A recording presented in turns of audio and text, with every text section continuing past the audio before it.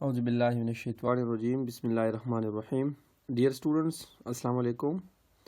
Once again welcome to Hub of Conceptual Physics. Dear student, آج ہم first year chapter number 10 thermodynamics کا lecture number 3 start کریں گے. Lecture start کرنے سے پہلے میں آپ سے ریکویسٹ کروں گا کہ مجھے سپورٹ کرنے کے لیے میرے چینل کو سبسکرائب کرے اور ساتھ میں بیل آئیکنس کو پریس کرے.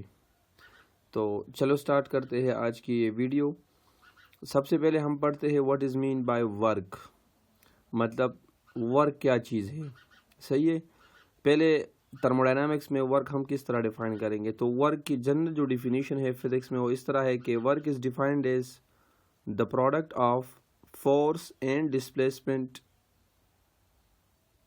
ان the direction of force is called work.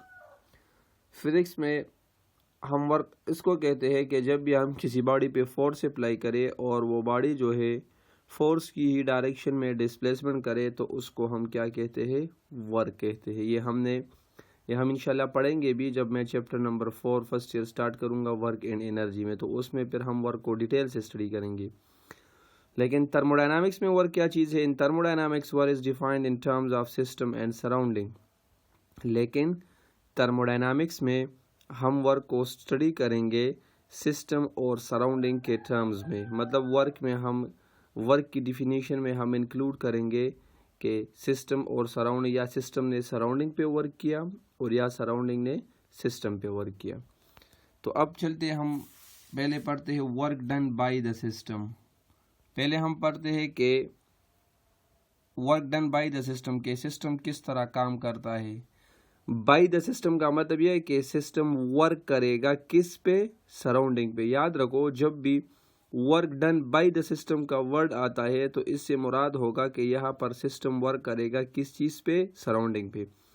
تو میں نے لکھا ہے when the system exerts a force on the surrounding, when the system expands, then work is said to be done by the system on the surrounding. دیکھو یہاں پر when the system exerts a force on the surrounding، یہاں پر کیا ہوگا کہ system جو ہوگا وہ surrounding پہ کیا کرے گا، فورس اپلائی کرے گا، جس کی وجہ سے وہ سسٹم ایکسپینڈ ہو جائے گا. صحیح ہے.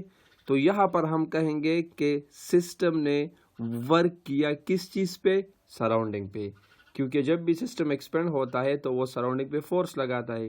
صحیح ہے. تو اس کا مطلب یہاں پر سسٹم ورک کرتا ہے کس چیز پہ، سراؤنڈنگ پہ. اس کے بعد جو ہے وہ ہے work done on the system. اب work done on the system کا مطلب یہ ہے کہ یہاں پر سراؤنڈنگ ورک کرے گا کس چیز پہ، سسٹم پہ. تو when the surrounding exerts a force on the system and the system contracts, then work is said to be done by the surrounding on the system. یہ آپ نے یاد رکھنا ہے کہ جب بھی سراؤنڈنگ ایک فورس ایگزرٹس کرتا ہے کس پہ، سسٹم پہ، تو اس کیس میں سسٹم کنٹریکٹ ہو جاتا ہے. صحیح ہے. مطلب سسٹم جو ہے وہ کنٹریکٹ ہو جاتا ہے. اور یہاں پر ہم کہیں گے کہ سراؤنڈنگ نے ورک کیا کس چیز پہ، سسٹم پہ. اب دیکھو اس والے ڈائیگرام میں اگر آپ لوگ دیکھیں میرے پاس ایک سسٹم ہے. سسٹم کیا ہے، ایک گیس ہے، اس کو میں نے ایک سلنڈر میں کلوزڈ کیا ہے اور اس کے اوپر یہ والا جو لائن ہے یہ موویبل پسٹن ہے. صحیح ہے.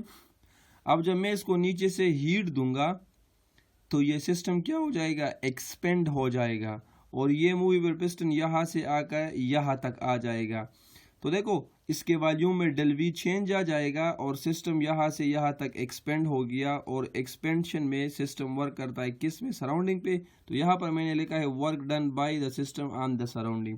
اور یاد رکھو کہ سسٹم جو work done by the system on the surrounding, کہ سسٹم جو ورک کرتا ہے سراؤنڈنگ پہ اس کو ہم ہمیشہ کیا لیں گے، پازیٹیو.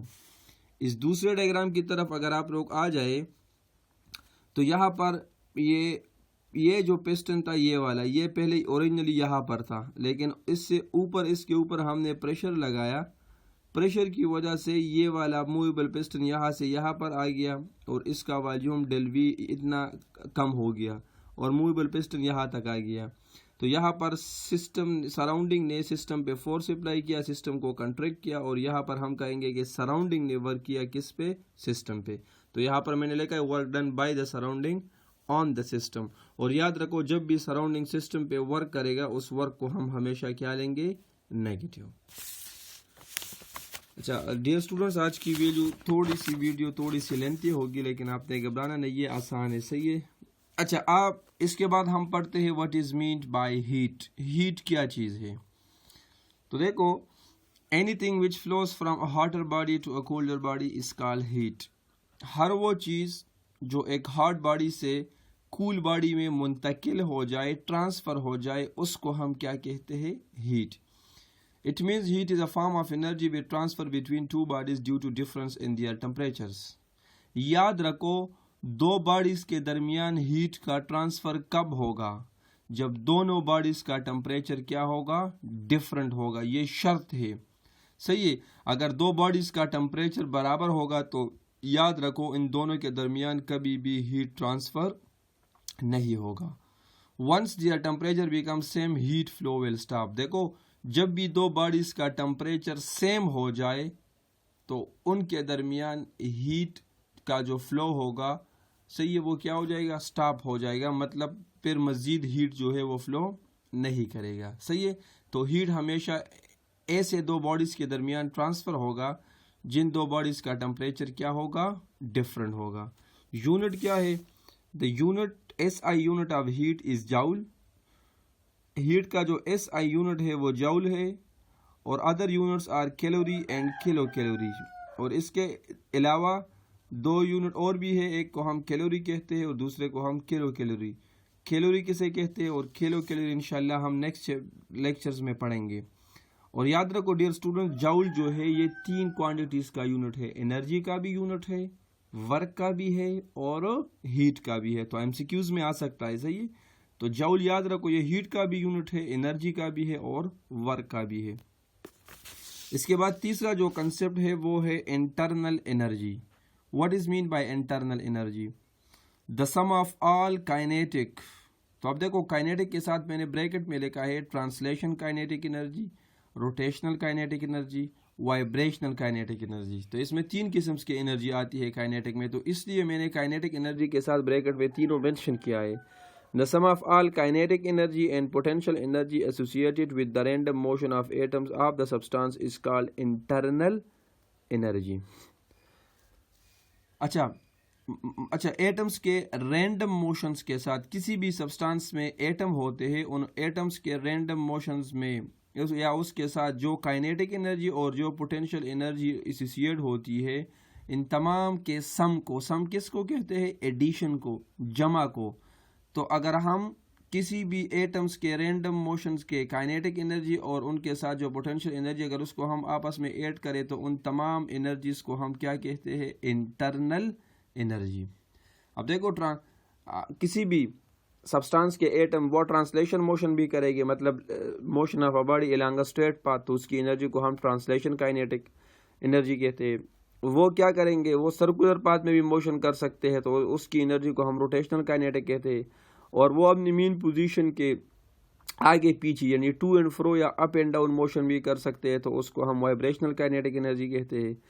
तो किसी भी एटम्स के रैंडम मोशन के साथ जो काइनेटिक एनर्जी और पोटेंशियल एनर्जी एसोसिएटेड होती है, यानी उसमें जो काइनेटिक और पोटेंशियल एनर्जी होती है, उसके सम को हम कहते हैं इंटरनल एनर्जी। और याद रखो internal energy is represented by capital U, उसको हम डिनोट करते हैं कैपिटल U से। तो देखो U is equal to kinetic energy, लेकिन ब्रैकेट में मैंने लिखा है काइनेटिक एनर्जी, उसके नीचे T मीन ट्रांसलेशन, फिर kinetic energy R mean rotational और काइनेटिक एनर्जी वाइब्रेशनल और प्लस पोटेंशियल एनर्जी। अच्छा इंटरनल एनर्जी हम कब पॉजिटिव लेंगे और कब नेगेटिव? तो मैंने लिखा internal energy is positive when temperature of the system increase. जब भी किसी सिस्टम का टेम्परेचर इंक्रीज होगा, मतलब जब भी हम किसी सिस्टम को हीट देंगे तो उसकी इंटरनल एनर्जी क्या, उसकी इंटरनल एनर्जी हम पॉजिटिव लेंगे। और ये क्यों? क्योंकि देखो हीट देने से उस किसी भी गैस को जब हम हीट देते हैं तो उसमें मौजूद एटम्स की रैंडम मोशन क्या हो जाती है, ज़्यादा हो जाती है, सही है। इंटरनल एनर्जी भी क्या होगी, इंक्रीज होगी। टेम्परेचर इंक्रीज करने के साथ उसकी इंटरनल एनर्जी भी इंक्रीज होगी, तो इंटरनल एनर्जी हम पॉजिटिव लेंगे। اور انٹرنل انرجی ہم نیگیٹو تب لیں گے when the temperature of the system decrease، اور جب بھی ہم کسی سسٹم کا ٹمپریچر ڈیکریز کریں گے تو ہم اس کی انٹرنل انرجی کیا لیں گے؟ نیگیٹو۔ اچھا، اب ہم کنکلوژن کی طرف آتے ہیں۔ ہم نے ورک بھی پڑھا، ہیٹ بھی پڑھا اور انٹرنل انرجی۔ تو thus it is concluded that work can be exchanged between an object and the surrounding without any temperature difference۔ یاد رکھو ورک اور ہیٹ میں فرق ہے۔ ورک آپ کسی بھی دو آبجیکٹس یا کسی بھی آبجیکٹ اور سراؤنڈنگ کے درمیان کر سکتے ہیں، لیکن ورک کرنے کے لیے دونوں باڈیز کا ٹمپریچر کے ڈفرنس ہونا جو ہے یہ ضروری نہیں ہے۔ مطلب یہ اس طرح نہیں ہے کہ اگر دو باڈیز کا ٹمپریچر ڈفرنس ہوگا تب ان کے درمیان ورک ہوگا، نہیں، یہ ضروری نہیں ہے۔ دو باڈیز کا ٹمپریچر سیم ہو تب بھی ان کے درمیان ہم ورک کر سکتے ہیں، but heat can only be transferred when there is a temperature difference. لیکن ہیٹ کے لیے شرط یہ ہے کہ ہیٹ ہم تب ٹرانسفر کر سکتے ہیں جب دونوں باڈیز کا ٹمپریچر کیا ہوگا؟ ڈفرنس۔ تو یہ ورک اور ہیٹ کے درمیان بنیادی فرق ہے کہ کسی بھی دو آبجیکٹس کے درمیان ورک کرنے کے لیے دونوں باڈیز کا ٹمپریچر کا ڈفرنس ہونا یہ ضروری نہیں ہے۔ سیم ٹمپریچر بھی ہو تب بھی ہم ورک کر سکتے ہیں، لیکن ہیٹ ٹرانسفر کرنے کے لیے دونوں کے ٹمپریچر کا ڈفرنس ہونا بہت زیادہ ضروری ہے۔ تو ڈیئر اسٹوڈنٹس، یہ تھا ہمارا آج کا لیکچر۔ ونس اگین میں آپ سے ریکویسٹ کروں گا، اگر آپ میرے چینل پہ نئے ہیں تو میرے چینل کو سبسکرائب کریں اور بیل آئیکنز کو دبائیں۔ انشاءاللہ ملتے ہیں نیکسٹ ویڈیو میں۔ تھینک یو، اللہ حافظ۔